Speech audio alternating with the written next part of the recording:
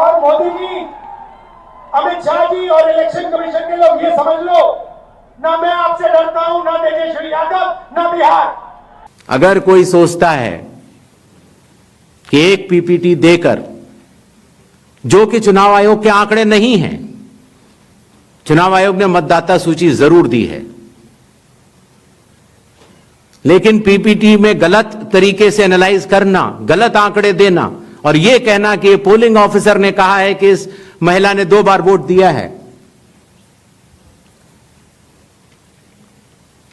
इतने संगीन विषयों पर बिना हलफनामे के चुनाव आयोग को काम नहीं करना चाहिए। यह संविधान और कानून दोनों से विरुद्ध में होगा। हलफनामा देना होगा या देश से माफी मांगनी होगी, तीसरा विकल्प नहीं है। आपके माध्यम से मैं यह भी कहना चाहता हूं, अगर 7 दिन में हलफनामा नहीं मिला तो इसका अर्थ ये सारे आरोप निराधार हैं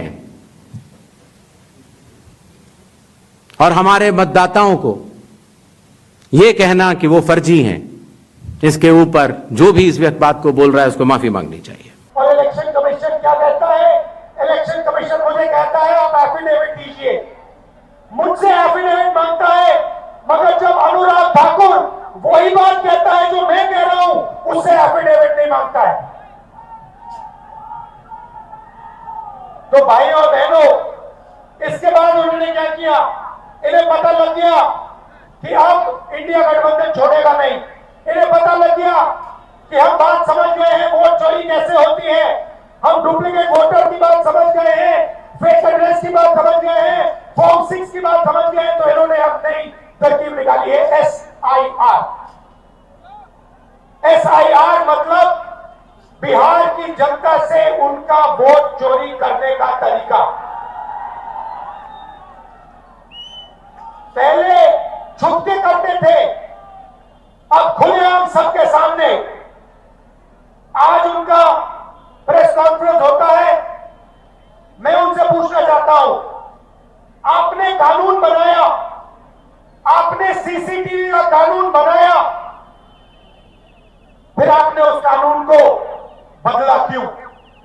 सरकार ने क्यों बदला? मैं एक और सवाल पूछना चाहता हूं, भाइयों और बहनों, आप जानते हो कि इलेक्शन कमिश्नर पर कोई भी केस नहीं किया जा सकता है। आप जानते हो कि हिंदुस्तान का कोई भी court, high court, supreme court उन पर केस नहीं कर सकता है। आप जानते हो ये कानून कब बना? जानते हो? 2023 में ये कानून बना। ये कानून 2023 में क्यों बना? क्योंकि नरेंद्र मोदी और अमित शाह ये चाहते हैं कि इलेक्शन कमीशन के खिलाफ कोई कार्रवाई नहीं कर पाए, क्योंकि इलेक्शन कमीशन उनकी मदद कर रहा है, उनके साथ वोट चोरी कर रहा है।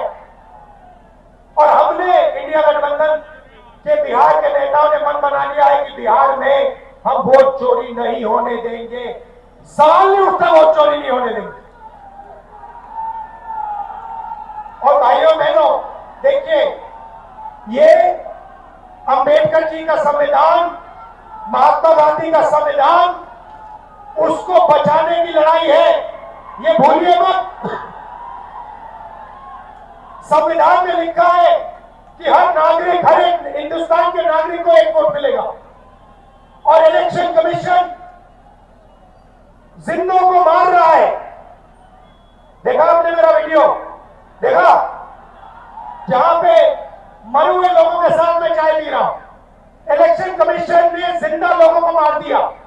आज मैं मिला जिन्होंने पिछले चुनाव में वोट किया, पिछले चुनाव में वोट किया, वोटर लिस्ट पे नाम था उनका, 4-5 चुनाव में वोट किया है, उनका नाम काट दिया।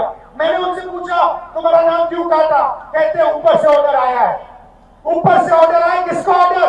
नरेंद्र मोदी का ऑर्डर, इलेक्शन कमीशन का ऑर्डर। और ये बिहार में लाखों लोगों का वोट काट रहे हैं, किसी को मार रहे हैं, कह रहे भैया ये मर गया, किसी को कहते हैं ये गरीब है तो उसको वोट नहीं देंगे। और ये 65 लाख लोगों का वोट काटा है। क्यों? अदानी और अंबानी की मदद करने के लिए कि वो आपका पूरा का पूरा धन आपसे चोरी करें, आपको रोजगार ना मिले, आपकी जमीन उठा के ले जाते हैं, कंपनी जाते ले जाते हैं, और अब जो आपका हक है, जो आपको संविधान देता है, जो आखिरी चीज बची है गरीबों के हाथ में, वो भी आपके हाथ से वो छीनने की कोशिश कर रहे हैं। और खुलेआम बिना डरे इलेक्शन कमीशन के लोग कहते हैं कि हाँ हम करेंगे, हम वोटर काटेंगे, हम वोटर जोड़ेंगे, और हम आपको बताएंगे नहीं, हम आपको वोटर लिस्ट नहीं दिखाएंगे। क्या कर लोगे?